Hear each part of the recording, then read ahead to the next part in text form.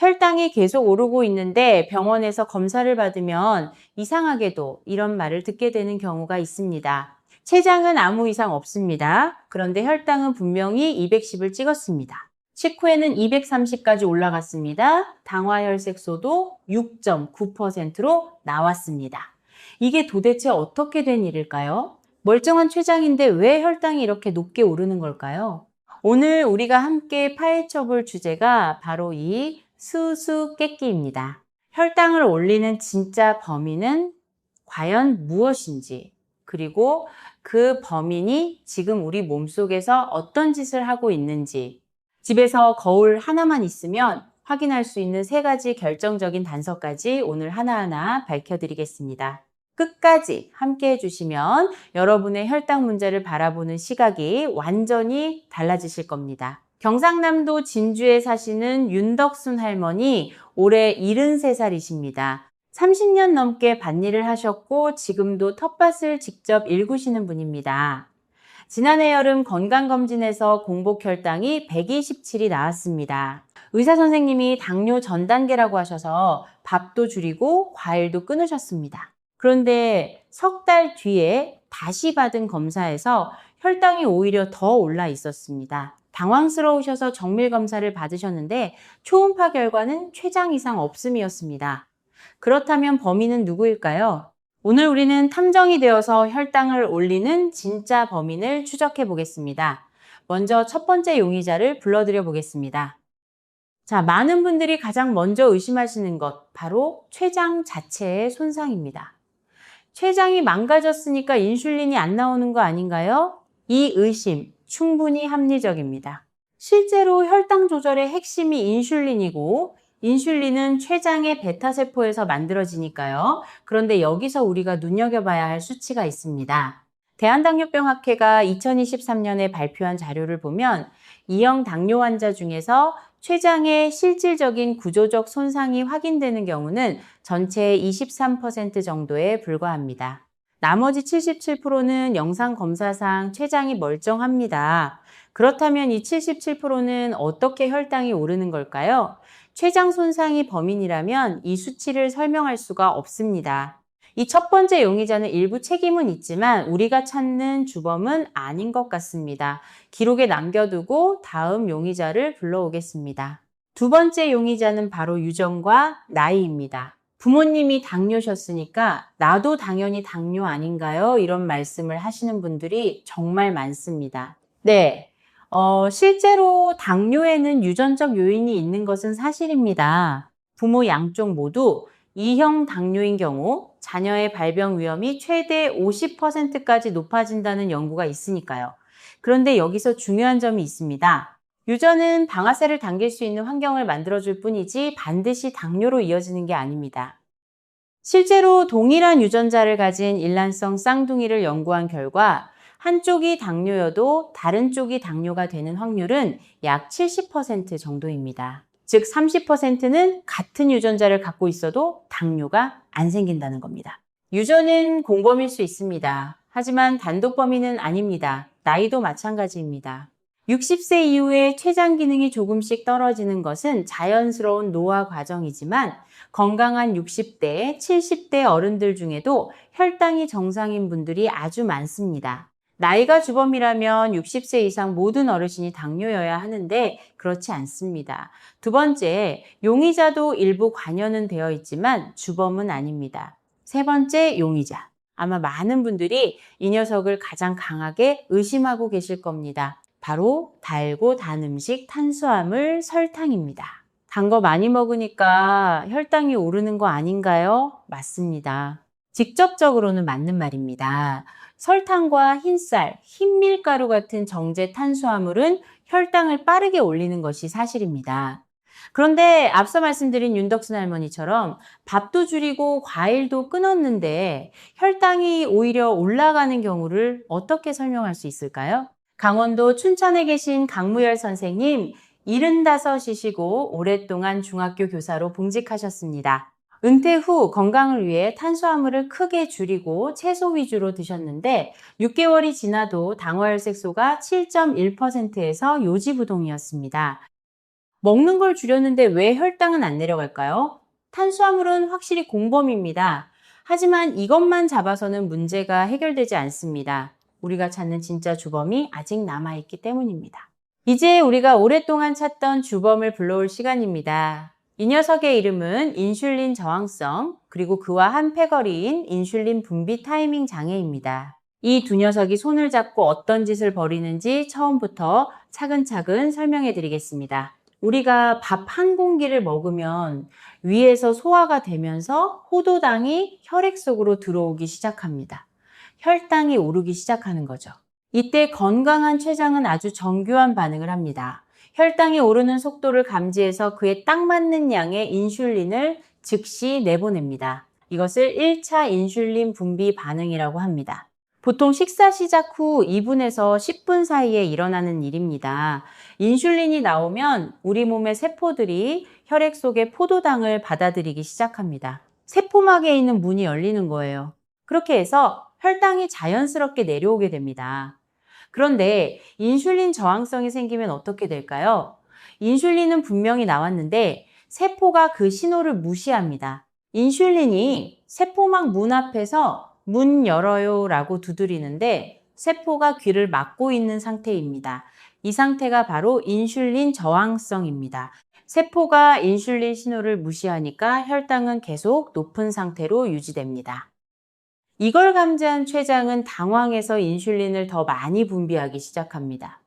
신호가 안 들리나 더 크게 해봐야지 하는 식으로요. 그래서 인슐린 저항성이 있는 분들은 혈액 속의 인슐린 자체는 오히려 정상인보다 많은 경우가 많습니다. 인슐린이 없는 게 아니라 인슐린이 제 역할을 못하는 겁니다. 서울대학교 병원 내분비내과 연구팀이 2022년에 발표한 연구를 보면 이형당뇨 환자의 83%에서 인슐린 저항성이 핵심 발병 기전으로 확인되었습니다. 췌장 손상이 아닌 인슐린 저항성이 혈당 상승의 주된 원인이라는 겁니다. 그런데 여기서 끝이 아닙니다. 인슐린 저항성의 동업자, 인슐린 분비 타이밍 장애까지 합세하면 상황이 더 복잡해집니다. 건강한 췌장은 식사 후 즉시, 즉 2분에서 10분 안에 인슐린을 또 내보내는 1차 반응이 작동합니다. 그런데 인슐린 저항성이 오래 지속되면 췌장의 베타세포가 점점 지쳐갑니다. 처음에는 더 많이 만들려고 하다가 나중에는 이 1차 반응의 속도가 느려지기 시작합니다. 즉, 밥을 먹고 혈당이 올라가도 인슐린이 제때 반응을 못하는 겁니다. 혈당은 이미 180, 200까지 올라갔는데 인슐린은 그제야 조금씩 나오기 시작합니다. 그리고 혈당이 이미 내려오는 타이밍에 갑자기 인슐린이 많이 쏟아져 나옵니다. 결과적으로 혈당이 70 이하로 뚝 떨어지는 반응성 저혈당이 생기는 거죠. 충청북도 청주에 사시는 박점리 할머니 68이시고 오랫동안 집에서 손두부를 만들어 팔던 분입니다. 밥을 잘 드시고 2-3시간이 지나면 손이 막 떨리고 식은땀이 나는 증상이 반복됐습니다. 가족들은 할머니가 너무 적게 드신다고 생각해서 더 먹으라고 했지만 박점리 할머니는 든든하게 드셨는데도 이런 증상이 생겼습니다. 이것이 바로 인슐린 타이밍 장애가 만들어내는 반응성 저혈당의 전형적인 모습입니다.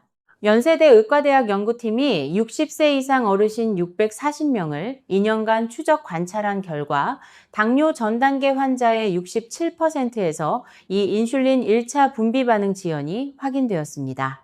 그리고 이 중 상당수가 반응성 저혈당 증상을 경험하고 있었지만 본인은 단순히 배가 고파서 생기는 증상으로만 알고 있었습니다. 자, 이제 주범이 어느 정도 특정이 됐습니다. 그렇다면 이 주범이 지금 우리 몸속에서 활동하고 있는지 집에서 어떻게 확인할 수 있을까요? 3가지 결정적인 단서를 하나씩 살펴보겠습니다. 첫 번째 단서는 식사 후 2-3시간 뒤에 찾아오는 가짜 허기입니다. 저녁 6시에 저녁을 충분히 드셨습니다. 된장찌개 밥 한 공기, 나물도 드셨습니다. 그런데 8시가 넘어가면서 갑자기 배가 막 고프고 손이 조금 떨리고 기운이 쪽 빠지는 느낌이 드셨던 분 계십니까? 이것이 진짜 배고픔이 아닙니다. 이것은 췌장이 인슐린을 제 박자에 맞추지 못하고 뒤늦게 쏟아내면서 생기는 반응성 저혈당, 즉 가짜 허기입니다. 건강한 췌장이라면 식사 직후 인슐린을 적절히 내보내서 혈당을 130 정도로 유지했다가 자연스럽게 내려옵니다. 혈당 곡선이 완만한 언덕 모양이 됩니다. 그런데 췌장의 기능이 흔들리기 시작하면 혈당 곡선이 롤러코스터 모양이 됩니다. 식후에 혈당이 급격히 솟구쳐 오르다가 뒤늦게 인슐린이 쏟아지면서 혈당이 급격히 추락하는 겁니다. 뇌는 혈당이 70 이하로 떨어지면 비상경보를 울립니다. 에너지가 부족하다, 빨리 먹어라 하는 신호를 보내는 거죠. 그래서 방금 밥을 먹었는데도 배가 고프고 손이 떨리는 증상이 나타나는 겁니다. 뇌가 착각을 하고 있는 겁니다. 실제로는 에너지가 충분한데 혈당 곡선이 급락했으니까 비상사태로 판단한 거죠. 부산에 계신 조성만 선생님, 71살이시고 젊으실 때 공장에서 기계를 다루시다가 정년퇴직하셨습니다. 밥을 드시고 나서 2시간 정도 지나면 거의 매일 손이 떨리고 뭔가를 먹지 않으면 안 될 것 같은 느낌이 드신다고 하셨습니다. 그래서 간식을 드셨는데 시간이 지나면서 간식 없이는 버티지 못하게 되셨습니다. 혈당이 계속 오르는데 음식을 더 많이 드시게 되는 악순환이 생긴 겁니다. 이 가짜 허기 증상이 일주일에 3번 이상, 한 달 이상 반복되고 있다면 췌장의 인슐린 타이밍 조절 기능에 문제가 생기기 시작했다는 중요한 단서입니다. 두 번째 단서는 지금 당장 거울을 보시며 확인할 수 있습니다. 혀를 한번 쭉 내밀어 보세요. 혀의 양옆, 즉 가장자리 부분을 잘 보십시오. 물결 모양의 이빨 자국이 찍혀 있습니까? 마치 조개 껍데기 가장자리처럼 생긴 자국 보이십니까? 한의학에서는 이것을 치흔이라고 부릅니다. 그리고 현대의학에서도 이 치흔은 체내 수분 대사의 이상, 즉 몸속의 수분 순환이 원활하지 못하다는 신호로 해석합니다. 왜 혈당이나 췌장 문제와 치흔이 연결될까요? 이것을 이해하려면 한 가지를 알아야 합니다. 우리 몸에서 혈당 조절이 흔들리기 시작하면 세포 안팎의 삼투압에 변화가 생깁니다. 혈액 속의 포도당 농도가 높아지면 세포에서 수분이 빠져나와 혈관 쪽으로 이동합니다. 몸속 수분의 균형이 무너지는 겁니다. 특히 구강 내의 조직은 이런 변화에 민감하게 반응합니다. 침 분비에 영향을 미치고 혀 조직 자체가 조금 부어오르는 현상이 생길 수 있습니다. 우리가 잠을 자는 동안은 침 분비가 줄어들고 혀가 이완되면서 치아에 눌리게 됩니다. 이때 혀 조직이 정상보다 조금 부어 있으면 치아에 더 눌리고 아침에 일어나면 혀 가장자리에 이빨 자국이 선명하게 남게 되는 겁니다. 대구에 사시는 김순희 할머니 65이시고 퇴직 후 손녀를 돌보시면서 집에 계십니다. 혈당 관리 때문에 한의원을 방문하셨다가 처음으로 치흔을 발견하셨습니다. 선생님이 거울을 보여드렸을 때 깜짝 놀라셨다고 합니다. 나는 이런 게 있는지도 몰랐어요 라고 하셨습니다. 이미 몇 년 전부터 있었던 자국이었는데 그냥 원래 자기 혀 모양인 줄 알고 계셨던 겁니다. 치흔을 확인하는 방법은 간단합니다. 아침에 일어나자마자 양치질을 하기 전에 거울 앞에서 혀를 최대한 내밀어 보세요. 입을 크게 벌리고 밝은 조명 아래서 봐야 잘 보입니다. 혀의 좌우 가장자리를 따라 물결 모양의 자국이 있으면 치흔이 있는 겁니다. 자국의 깊이와 선명도도 중요합니다. 자국이 옅고 흐릿하다면 가벼운 수준이고 선명하고 깊다면 이미 상당 기간 동안 몸속 수분 대사에 문제가 지속되어 왔다는 것을 의미합니다. 한의학에서는 이 자국이 지날수록 오래된 문제라고 해석합니다. 당뇨 전 단계나 초기 당뇨가 있으신 분들, 특히 피로감이 심하고 소화가 잘 안 되는 증상과 함께 혈당이 오르는 분들에게서 이 치흔이 상당히 자주 발견됩니다. 건강검진상으로는 이상이 없다는데 뭔가 몸이 안 좋다는 느낌이 드신다면 오늘 아침에 꼭 혀를 한번 확인해 보시기 바랍니다. 경기도 수원에 사시는 이명자 할머니 69이시고 아파트 경비 일을 하는 남편을 내조하시면서 집에 계십니다. 혈당이 조금씩 오른다는 걸 느끼셨는데 뚜렷한 증상이 없어서 그냥 지내셨습니다. 어느 날 우연히 거울을 보다가 치흔을 발견하셨고 그 이후로 생활 습관을 바꾸기 시작하셨습니다. 식사 후 가벼운 산책을 꾸준히 하시고 빈속에 물 한 잔을 마시는 습관을 들이셨습니다. 석 달 후 혈당이 많이 안정됐다고 하셨습니다. 치흔은 기억해 두실 것이 있습니다. 치흔이 있다고 해서 바로 당뇨병이 진행 중이라는 의미는 아닙니다. 과로가 심하거나 수면이 부족할 때도 일시적으로 생길 수 있습니다.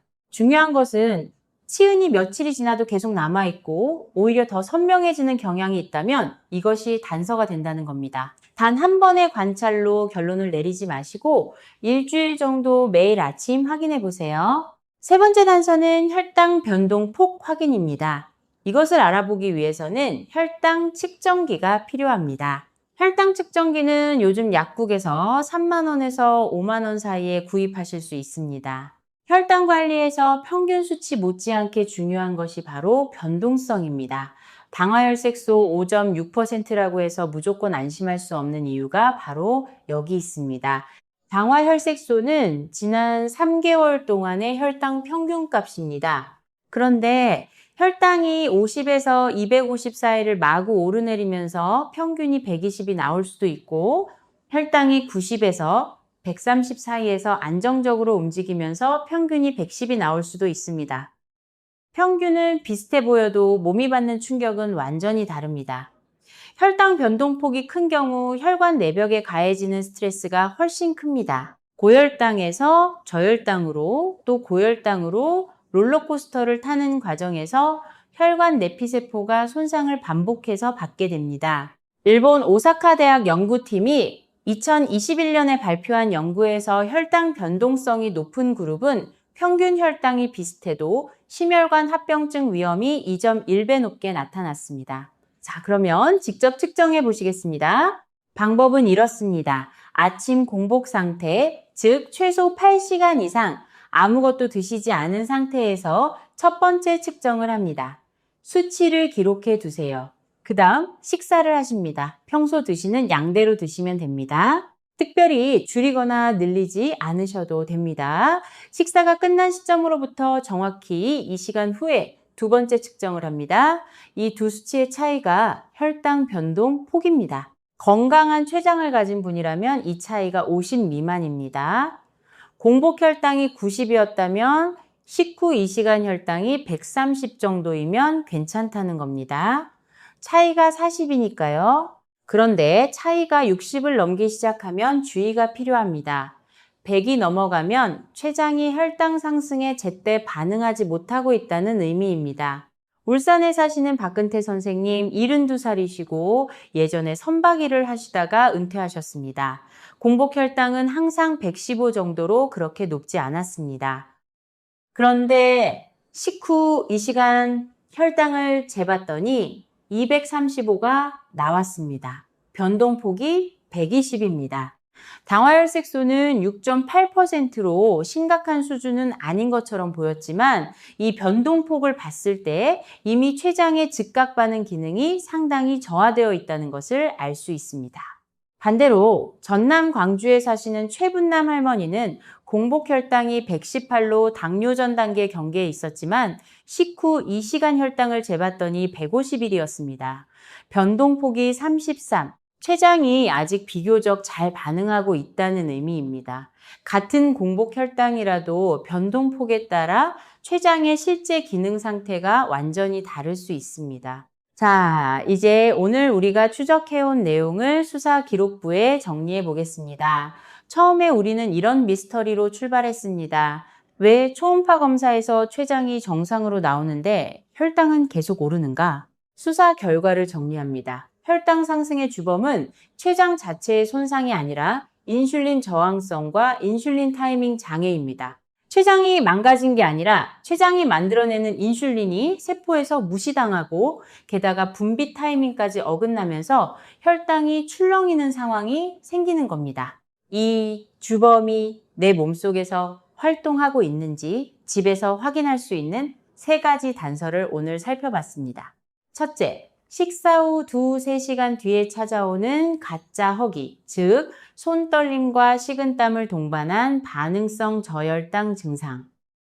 둘째, 아침에 거울을 보면 확인할 수 있는 혀 가장자리의 치흔, 즉 이빨 자국. 셋째, 공복 혈당과 식후 2시간 혈당의 차이가 60을 넘어가는 높은 변동폭. 이 세 가지 중에 한 가지라도 해당이 된다면 주범이 이미 활동을 시작했다는 단서가 될 수 있습니다. 두 가지 이상 해당된다면 더 주의 깊게 살펴보실 필요가 있습니다. 단, 한 가지 꼭 말씀드리고 싶은 것이 있습니다. 이 단서들이 발견됐다고 해서 당장 심각한 당뇨가 진행 중이라는 뜻은 아닙니다. 전체적인 혈당 수치가 안정되어 있고 몸 상태가 괜찮으시다면 너무 걱정하실 필요는 없습니다. 다만 이 신호들이 우리에게 지금이 관리를 시작할 때라는 것을 알려주고 있다고 받아들이시면 됩니다. 오늘 단서가 발견되신 분들께 우리가 지금 당장 해볼 수 있는 것들을 말씀드리겠습니다. 첫 번째로 할 수 있는 것은 식사 후 15분에서 20분 후에 가볍게 걷는 겁니다. 식사 직후 걷기는 혈당이 급격히 오르는 것을 막는 가장 효과적이고 간단한 방법 중 하나입니다. 10분만 걸어도 식후 혈당 상승을 20에서 30 정도 낮출 수 있다는 연구가 있습니다. 격렬하게 뛸 필요 없습니다. 가볍게 산책하는 수준으로 충분합니다. 두 번째는 식사 순서를 바꿔보는 것입니다. 밥과 국부터 드시는 대신 채소나 나물부터 한 접시 드시고 그 다음에 단백질인 생선이나 두부, 달걀 반찬을 드신 후에 밥을 드세요. 같은 음식을 먹어도 순서에 따라 혈당 상승 곡선이 크게 달라집니다. 채소와 단백질이 먼저 들어오면 탄수화물의 흡수 속도가 느려지고 인슐린 부담이 줄어듭니다. 부산 기장군에 사시는 이희경 할머니 66이시고 바닷가에서 어업을 도우시는 분입니다. 식사 순서를 바꾸는 것 하나만으로 2달 만에 식후 2시간 혈당이 평균 40 정도 낮아졌다고 하셨습니다.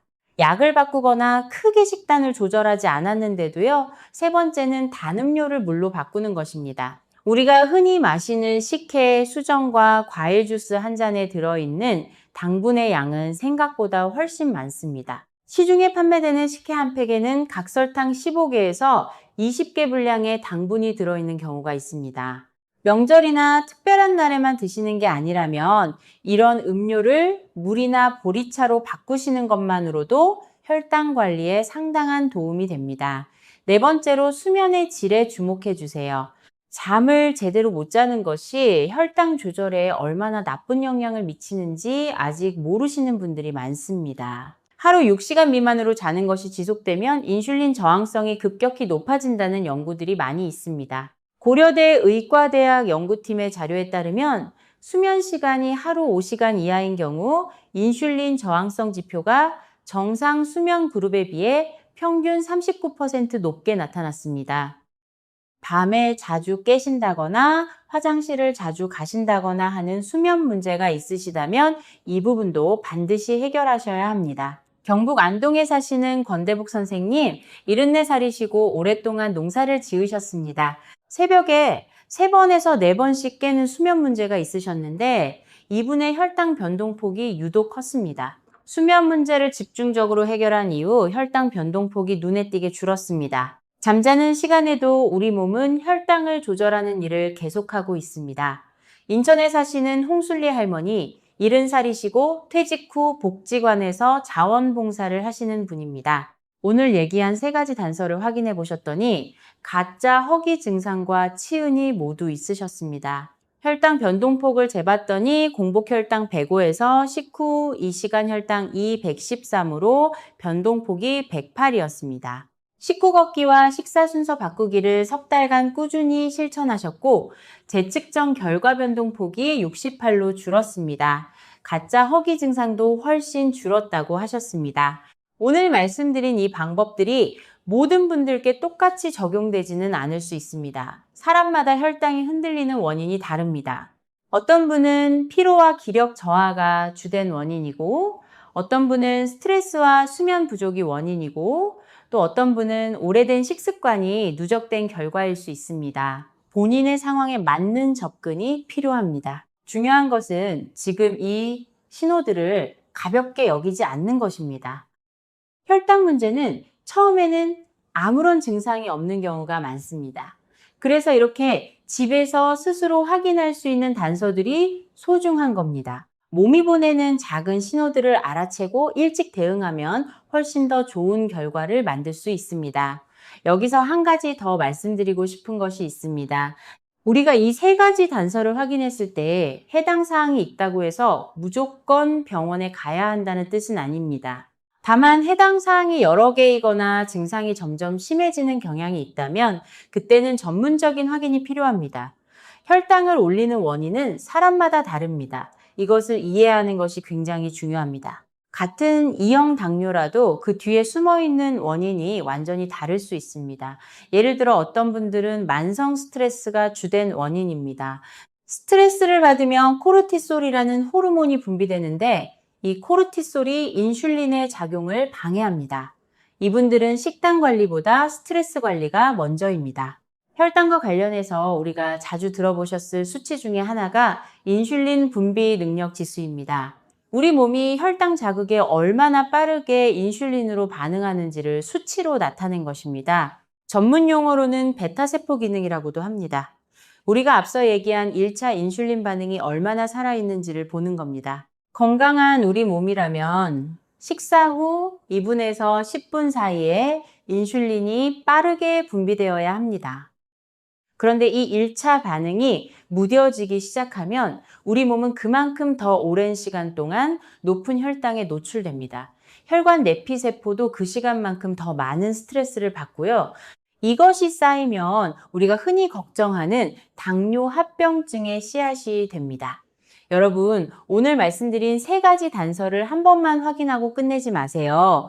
일주일에 한 번 정도 꾸준히 체크해 나가시면 우리 몸의 변화를 훨씬 잘 파악하실 수 있습니다. 치은이 점점 옅어진다면 좋은 신호입니다. 가짜 허기가 줄어든다면 인슐린 타이밍이 개선되고 있다라는 의미입니다.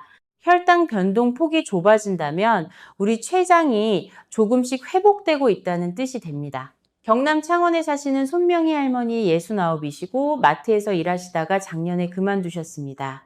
손명희 할머니는 당화혈색소 6.4%로 당뇨 전 단계 판정을 받으셨는데 처음에는 아직 당뇨는 아니니까 괜찮겠지라고 생각하셨습니다. 그런데 치은과 가짜 허기 증상이 모두 있으셨고 혈당 변동폭도 90 이상이었습니다. 지금 몸이 이미 신호를 보내고 있었던 겁니다. 할머니는 오늘 같은 정보를 접하신 후에 식후 걷기와 식사 순서 바꾸기를 꾸준히 실천하기 시작하셨습니다. 6개월 후 당화 혈색소가 5.9%로 내려갔습니다. 당뇨 전 단계 경계도 무사히 넘기셨습니다. 오늘 우리는 함께 세 가지 중요한 것을 확인했습니다. 먼저 혈당이 오른다고 해서 무조건 췌장 자체가 망가진 게 아닙니다. 주범은 인슐린이 세포에서 무시당하는 인슐린 저항성과 인슐린이 제때 반응하지 못하는 타이밍 장애입니다. 그리고 이 주범의 활동을 집에서 확인할 수 있는 세 가지 단서, 식후 2-3시간의 가짜 허기, 아침에 혀 가장자리에 남는 이빨 자국, 공복과 식후 혈당의 60 이상 차이. 이 세 가지를 오늘 꼭 확인해 보시기 바랍니다. 모든 병이 그렇듯이 혈당 문제도 가장 좋은 대응은 일찍 알아채는 것입니다. 병원에서 정밀 검사를 받기 전에, 약을 바꾸기 전에 집에서 이 세 가지 단서를 먼저 확인하는 것이 시작입니다. 우리 몸은 항상 우리에게 신호를 보내고 있습니다. 치은이라는 형태로, 가짜 허기라는 형태로, 혈당 수치의 출렁임이라는 형태로. 이 신호들을 이제는 그냥 지나치지 마세요. 혈당 관리를 시작하기에 너무 늦은 때는 없습니다. 오늘 처음 이 사실을 아신 분들도 지금부터 시작하시면 충분합니다. 식후 산책 10분, 채소부터 드시는 식사 순서 하나, 잠자리에 드시기 전 물 한 잔, 작은 것 하나하나가 쌓여서 혈당 곡선을 조금씩 안정시켜 나갑니다. 오늘 이 영상을 끝까지 함께 해주신 여러분 정말 고맙습니다. 여러분께서 스스로의 몸 상태에 관심을 기울이고 이렇게 시간을 내어 공부하신다는 것, 그것 자체가 이미 건강을 향한 첫 걸음입니다. 오늘 배운 세 가지 단서, 가짜 허기와 치은과 혈당 변동폭을 꼭 한번 확인해 보시고 주변에 혈당 걱정을 하시는 분이 계신다면 이 내용을 나눠주세요. 우리 함께 건강한 일상을 오래 누리시기 바랍니다. 다음에도 여러분의 건강에 도움이 되는 내용으로 찾아오겠습니다. 오늘도 건강한 하루 보내세요.